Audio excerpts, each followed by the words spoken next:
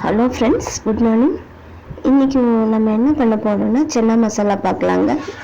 சென்னா மசாலா செய்கிறதுக்கு முக்கியமானது சென்னாங்க. அதை நைட்டு ஃபுல்லாக ஊற வச்சுட்டு காலையில் குக்கரில் சென்னா எல்லாம் கழுவி போட்டுட்டு பட்டை லவங்கம் ஏலக்காயெல்லாம் போட்டு 4 விசில் விட்டுறணுங்க.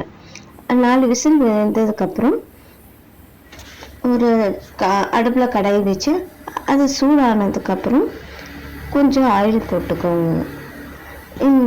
தாளிப்புக்கு நம்ம அந்த பட்டை லவங்கம் ஏலக்காயெல்லாம் சேர்க்க வேண்டாங்க. ஏன்னா நம்ம குக்கர்லேயே ஆல்ரெடி போட்டு அதை வேக வச்சுட்டோங்க. வேக வச்சதுனால இப்போ ஆயில் ஊற்றி நம்ம கருவேப்பிலை பொடி பொடியாக அரிஞ்சு வச்சுருக்கேங்க. நம்ம பெருசு பெருசாக போட்டால் அதை ஒதுக்கி வச்சுருவாங்க. அதனால பொடி பொடியாக அரிஞ்சு அதில் போட்டிருக்குங்க. கருவேப்பிலை பொரிஞ்சு வந்ததும் சின்ன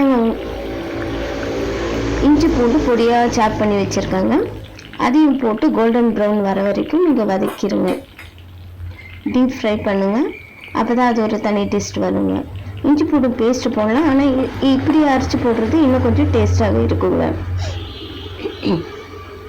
இது ஒரு 2 நிமிஷத்துக்குள்ளே நல்லா கோல்டன் ப்ரௌன் வந்துடுங்க. அதுக்கப்புறம் நம்ம பெரிய வெங்காயம் ஒன்று பெருசாக ஒன்று எடுத்து நல்லா சாப் பண்ணி வச்சுருக்கேங்க.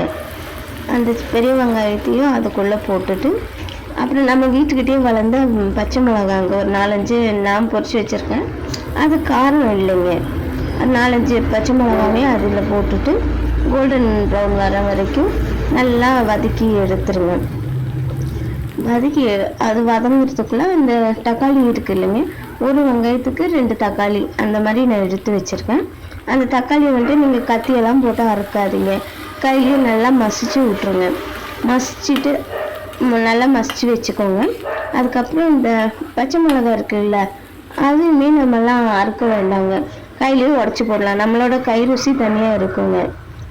அதனால கையிலையும் உடச்சி போடுங்க. தக்காளியும் நல்லா மசிச்சு வச்சுக்கோங்க.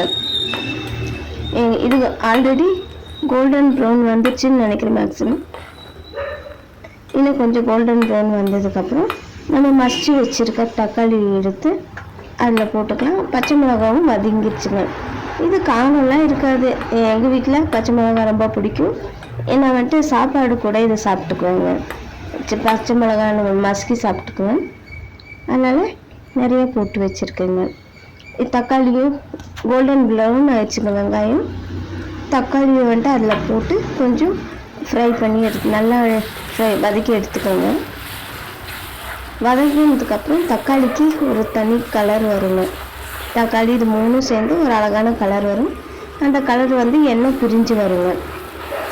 அந்த டைமில் நான் எடுத்து வச்சுருக்கேங்க மிளகா, மல்லி, மஞ்சள், கரம் மசாலா, ஜீரகத்தூள் இது தனியாக எடுத்து வச்சுருக்கேன். அதை அது கூட போட்டு அதுவுமே எண்ணெய் பிரிஞ்சு வர வரைக்கும் வதக்கணும். வதக்குனதுக்கப்புறம் நம்ம குக்கரில் 4 விசில் விட்டு வச்சுருக்கிற சுண்டலை எடுத்து அதுக்குள்ளே போட்டுடணுங்க. வதக்கி வச்சுருக்க மசாலாவோட சுண்டல் போட்டுடணும். அப்புறம் எனக்கு உருளைக்கிழங்கு பிடிக்கும். எல்லா குழம்புலையும் நான் எல்லா குழம்புலையும் உருளைக்கிழங்கு சேர்த்துக்குவேன். ஒரு உருளைக்கிழங்கு போட்டு அந்த சுண்டல் வேக வச்சுட்டு அதில் கொட்டிக்கிட்டேங்க.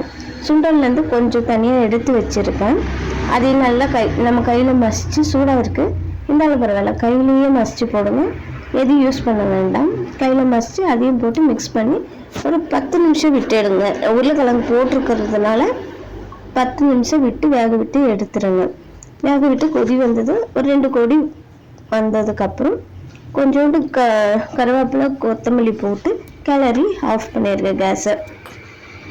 அதுக்கப்புறம் இதை நைட்டு மதியானம் சாப்பிட்டா சாப்பாடுக்கு டின்னர் குழம்புங்க.